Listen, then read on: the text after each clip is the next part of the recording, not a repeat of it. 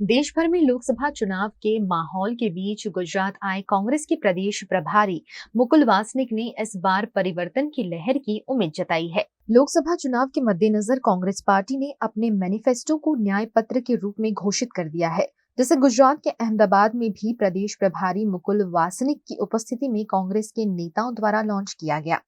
इस मौके पर मुकुल वासनिक ने कहा कि इस बार देश भर में परिवर्तन का माहौल देखने मिल रहा है।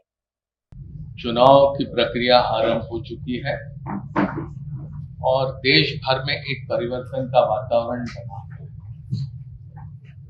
जिस दिन से चुनाव आयोग ने औपचारिक तौर पर चुनाव की तिथियों की घोषणा करी,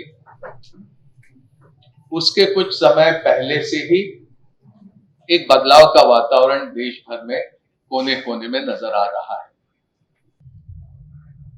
2022 के ही अगर आंकड़े देखे जाए तो पता चलता है कि 11,290 किसानों ने उसी एक वर्ष में आत्महत्या करी।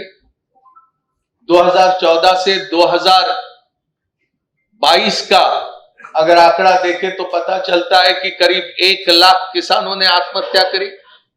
जिन किसानों को कहा गया था कि उनको बड़ा मुनाफा मिलेगा, इस तरह के दाम फसल को दिए जाएंगे, लेकिन उनके साथ कितना बड़ा धोखा हुआ।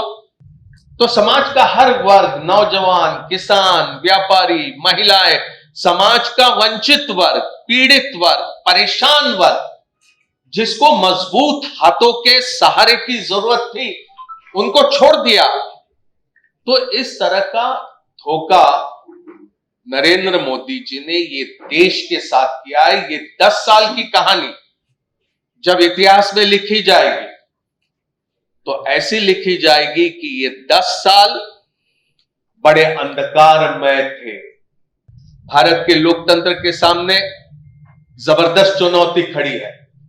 अगर फिर दोबारा दुर्भाग्यवश अगर नरेंद्र मोदी जी और भारतीय जनता पार्टी सत्ता में आते हैं तो ये मान लेना होगा कि ये इस बार जो लोकसभा का चुनाव हो रहा है, ये आखिरी का चुनाव साबित होगा।